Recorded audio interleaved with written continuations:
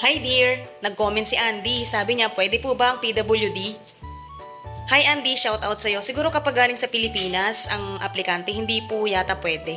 I'm not really sure pero parang hindi pwede pag PWD tapos galing sa Pilipinas. Pero pag nandito sa Japan, alam nyo ba, meron kaming mga katrabaho dito na PWD. Nakakatuwa dito sa Japan kasi kapag nandito ka na,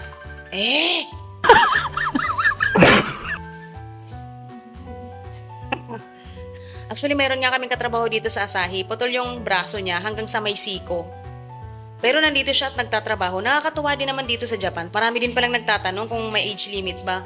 Pag nanggaling sa Pilipinas, meron po talagang age limit. Wala po tayong magagawa dun kahit na gustuhin man nating mag-apply kapag yung age natin ay hindi napasok. Wala po talaga tayong magagawa. Pero pag nandito sa Japan, walang problema kahit mga senior citizen. Tinatanggap nila. Meron nga rin kaming mga katrabaho dito, mga lolo't lola na talaga.